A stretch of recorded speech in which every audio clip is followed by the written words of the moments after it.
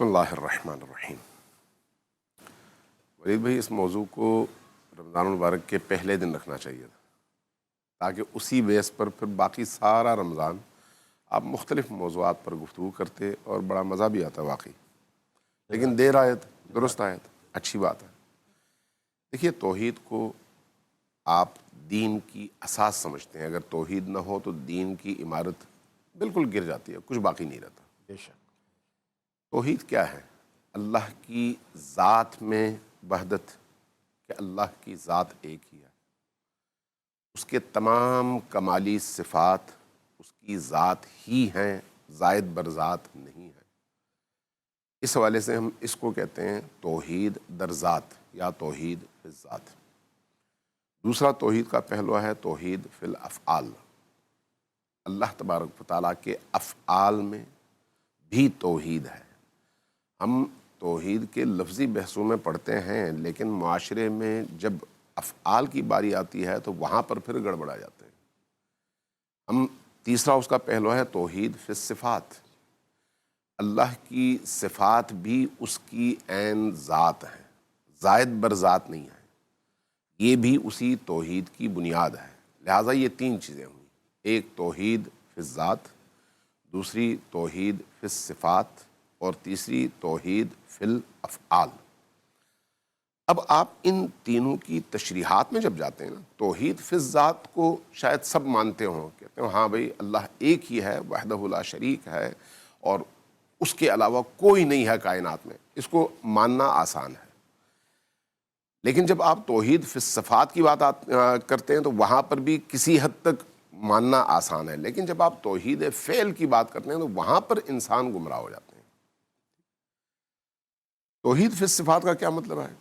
اگر وہ رحم والا ہے، اگر وہ عالم ہے، اگر وہ قادر ہے، تو یہ قدرت، یہ علم، یہ حلم اس کی ذات سے الگ وہ صفات نہیں ہیں جو بعد میں اس نے کسب کی ہوں، اچھا، بلکہ ابتدا ہی سے یعنی ازل سے اس کی ذات ہی علم ہے، اس کی ذات ہی حی ہے، اس کی ذات ہی قدرت ہے، اس کی ذات ہی حلم ہے۔ یعنی جتنے بھی آپ اسماء اور صفات ثابت کرتے ہیں اللہ تبارک و تعالیٰ کے لیے، وہ تمام کے تمام اسماء اور صفات اللہ کی ذات ہیں، عین ذات زائد بد ذات نہیں ہے۔ نہیں ہے۔ وہ تمام صفات اللہ ہی ہیں، زائد بر ذات اللہ وہ صفات نہیں ہیں کہ بعد میں عارض ہوئی ہوں۔ توحید فعل کا کیا مطلب ہے؟ کائنات میں جو کچھ بھی ہوتا ہے پریکٹیکلی وہ اللہ کے ارادے کے بغیر نہیں ہوتا، اللہ کی مرضی کے بغیر نہیں ہوتا، حتیٰ شرک۔ اگر اللہ چاہے تو شرک کو بالکل ختم کر دے، لیکن وہ اس طرح سے ختم نہیں کرتا۔ یعنی اس نے مشرک کو بھی توانائی دی ہے اور ایک اوپن میدان دیا ہے، لیکن ساتھ میں دعوت بھی دی ہے، ساتھ میں رستہ بھی بتایا ہے۔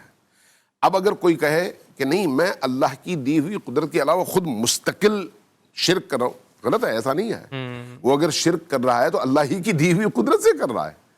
تو ہم جب توحید کے عقیدے کی بات کرتے ہیں تو توحید افعالی یا توحید فعل میں یعنی کائنات میں جو کچھ بھی ہے، اللہ نے جو نظام بنایا ہے وہ نظام اللہ کی مرضی کے تابع ہے، اللہ کی قدرت کے تابع ہے، اور اللہ کی مرضی کے بغیر ایک پتا بھی ہل نہیں سکتا۔ اگرچہ اللہ نہیں چاہتا کہ شرک ہو، اللہ نہیں چاہتا، وہ ایک الگ بحث ہے نا۔ میں اللہ کی قدرت کی بات کر رہا ہوں اس وقت، اللہ کے صفات کی بات کر رہا ہوں اس وقت، اللہ کے افعالی صفات کی بات کر رہا ہوں اس وقت، ٹھیک؟ اب بات ہے کہ اللہ چاہتا کیا ہے۔ اللہ جو چاہتا ہے اس کے لیے اللہ نے عقل بھی دی ہے اور انبیاء بھی بھیجے اور کتاب بھی بھیجی، ٹھیک؟ عقل اور فطرت انسانی موحد ہے، عقل بھی اور فطرت بھی، اور اس کے ساتھ جب انبیاء آئے تو انبیاء بھی توحید کی دعوت دینے کے لیے آئے، اور جو کتابیں آئیں کتابیں بھی توحید کی دعوت دینے آئیں۔ اب اگر کوئی انسان توحید فعل کا قائل ہو نا، توحید افعالی کا قائل ہو، تو وہ پھر میرے ان کے کسی پیسے والے کے کسی اقتدار والے کے سامنے کبھی بھی نہ جھکے۔ یہ توحید فعلی کے خلاف ہے کہ آپ توحید فعل میں اللہ کو مانیں اور پھر جھکیں کسی اور کے سامنے کہ یہ قدرت رکھتا ہے میں اس سے کچھ حاصل کر سکوں. اللہ اکبر. یہ اس عقیدے کے منافی ہے. بالکل. لیکن عام طور پر آج کیا ہوتا ہے؟ آج دوسرے کو مطعون کرنے کے لیے یہ ہتھوڑے کے طور پر استعمال ہوتا ہے. خود جھکتے ہیں ہر طاقتور کے سامنے, اللہ اکبر.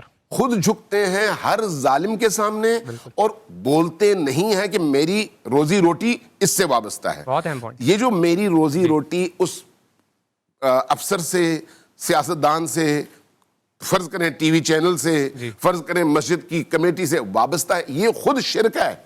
اللہ اکبر. یہ اس توحید فعل کے خلاف ہے. بالکل. لیکن جب آپ عملی میدان میں قدم رکھتے ہیں تو عام طور پر اسی توحید افعالی کی مخالفت مسلسل کر رہے ہوتے ہیں. بالکل.